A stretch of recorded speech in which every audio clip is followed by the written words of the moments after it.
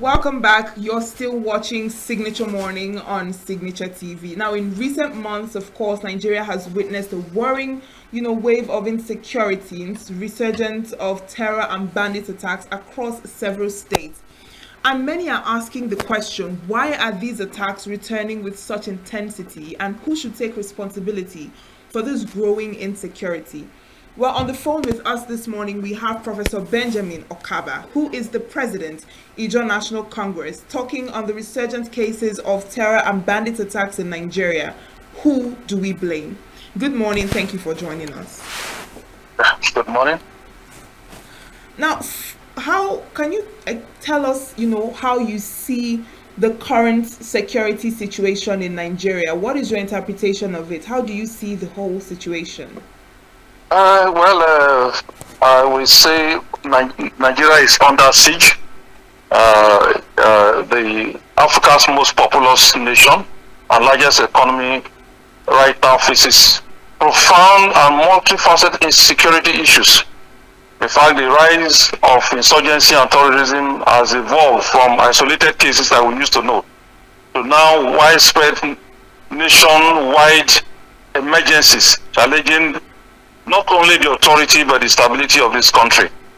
We have become the epicenter of global terrorism, and that has shifted now to South Africa, and Nigeria is now the focal point. It is very, very disturbing. If you look at the landscape of violence, you will know that it is well organized, it's not monolithic. We have issues of Boko Haram and the Islamic State West African province ravaging the northeast.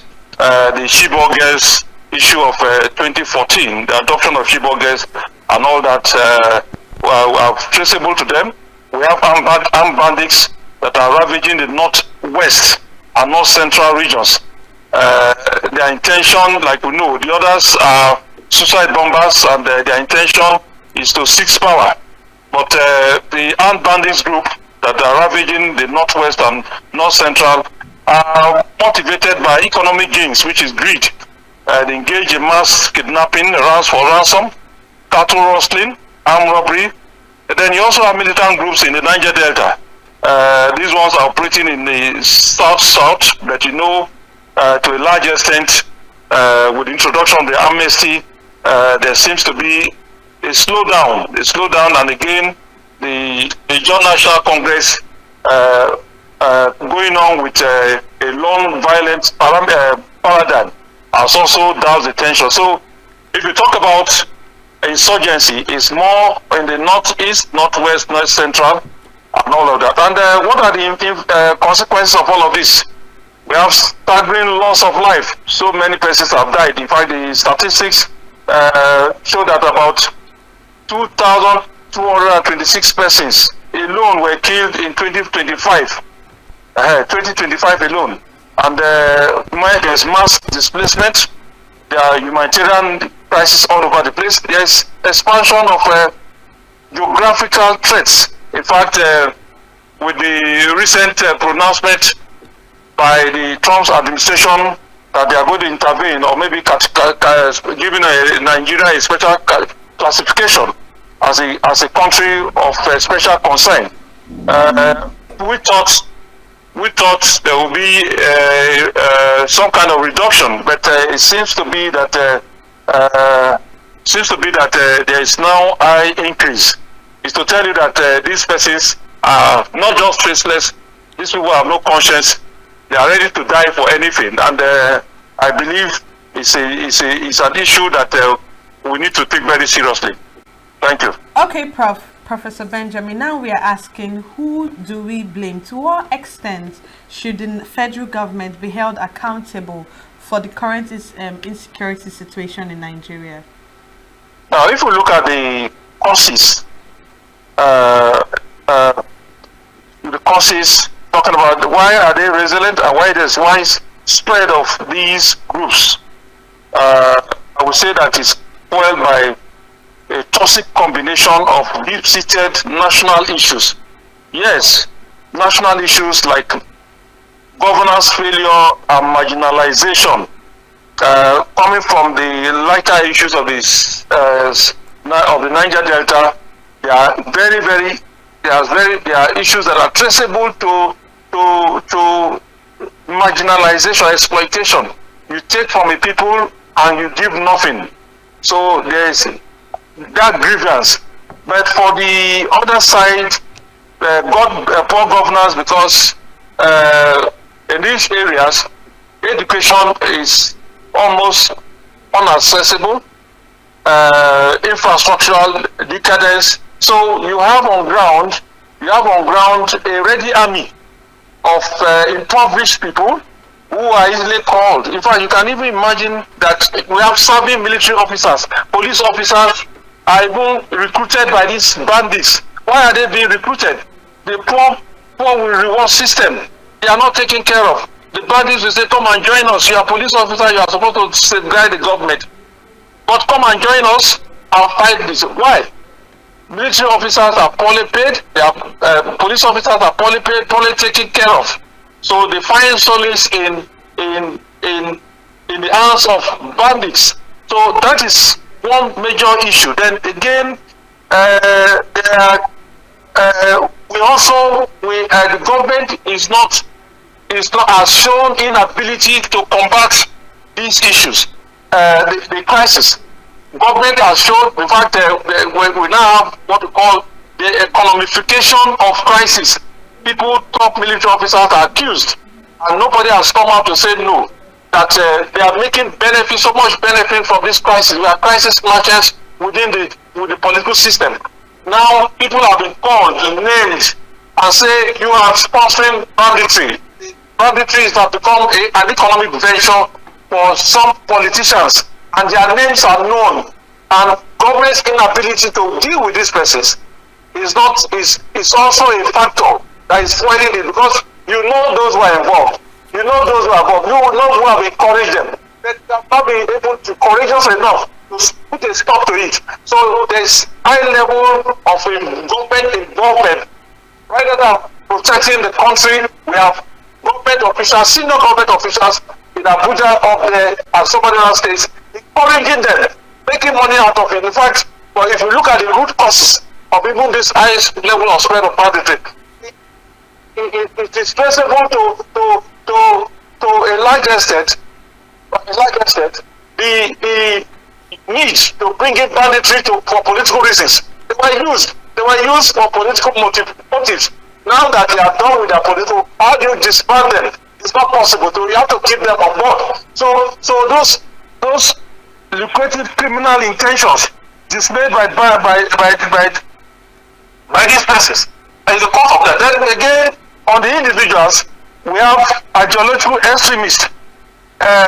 These persons, the ISAP, people are ideological extremists who believe that they can exploit religion to recruit followers, justify them with some religious sentiments, and at the end of the day, what are we looking at? There's an explosion, and because again, these people are very vulnerable across, living in villages with abject poverty, and at the slightest opportunity given to them, they join. Then we can also talk about climate change and resource competition. Yes, that's this environmental degradation and desertification in the north has intensified competition for dwindling fertile land and water. And those are issues the normal government will have been taken care of. But since nothing is done in those regards, we have what we have there. So the issue of counter-terrorism and these challenges, we have not been able to do very well. And maybe the next question you ask, in this situation, what do we do? You see the military approaches and regional cooperation we have in other places are issues we need to consider. But let me wait for the next question. Thank you. Right. Now, speaking of the security agencies and also the way forward, earlier on you mentioned that some of these bandits and these terrorist groups even have people, security personnel who are also working for them. And I want to ask you, to what extent do you think that these are institutional failures within the security agencies? And also, do you think that state police could be a form of solution to this issue? Um, yes, on the issue of connivance, it has been well established that politicians and military officers, top brass military officers, rather than abiding by the oaths of office of protecting the nation, have decided to protect ethnicity, protect religion. So we have ideological extremists within. You've had a lot of them, or even a former president of this country saying that, look, when the governor went to complain that, look, there is terror in my state, he said, go and accommodate them. Go and accommodate them. Yes, a president now late said, a governor went to him and said, look, we need assistance from you. Rather than providing assistance, what did he do that? Now look at the issue of the attack on the girl in Benue State. That 30 minutes before the invasion, the military officers that were there were ordered to leave. The security people, the security personnel guiding that school premises, because there was intel that this type of attack was going to take place. They were asked to leave in 30 minutes. Madam, it is not difficult to know who gave the order. But up to today, it is kept as a national secret. That tells you the level of connivance. People who come when during the era of Jonathan, a lot of machinery were deployed and they were having some success.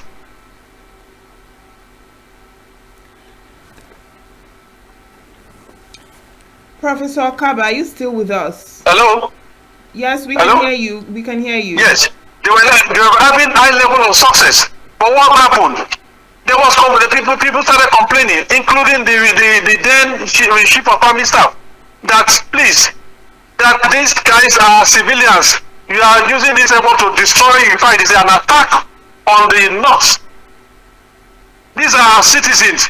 Treat them with amnesty and all that. But we all know how ruthless they are. We all know the intentions they are. But we also know that all these things were to serve a political purpose, which is power belongs to us and power must be retained. But what about these are the factors? Police? What about the issue of state police, Professor Kaba? Yes, state police is the best to this. But again, when we embark on state policing, we should also know that one, these policemen need to be properly coordinated. They need to be provided with the proper machinery. They need to be provided with an hierarchy, but some level of independence given at the state level, state and local government level. And I want to assure you, if it is done properly, and if every local government in this country, 774 local government in this country, have a command structure, and the responsibility is that safeguard your territory. Keep your territory. We have the territory. For instance, in the Jola, for instance, if we have the enablement, if we have what it takes, right? If we have the enablement, we have the capacity of protecting our own. Even as we speak, we have told our people that you must protect yourself. We are not dependent on what you call conventional security issues and all that. We are saying, take care of your community. Every community, take care of yourself. And if you do that all alone, how many terrorists are coming around? So state police should be encouraged. In fact, by now the laws should be passed. I would know that definitely with the support. Already we have vigilante and some other military paraphernalia around the area. We are seeing successes being made. I think Nigeria should go there with them. In addition to state policing, every Nigerian government should come out with a security policy where every adult Nigerian should be given the license to own a gun. You own a gun, I own a gun. You set your gun to me, I set your gun to you. Let all of us who don't tell people to serve. Yeah? Having Nigerians have access to guns, won't that put security on the high side? No. Instead of keeping your hands being tied and somebody walks into the house to kill you, then you also, when the person knows that this is coming, you also have one. Every family has 2, 3, 4 guns. Who is going to kill who? Nobody will kill anybody. It's but because we allow certain persons to own guns. And again, those who are brave enough will illegally own the guns. We allow them to flank with this. You need to go into some of these our farms and see people who are supposed to be ex-men carrying AK-47. They go to a farm and what the only thing the farmer has is a cutlass. If the farmer also has a AK-47, nobody will be a threat to the other person. Okay, Prof. What the farmer wants, yes.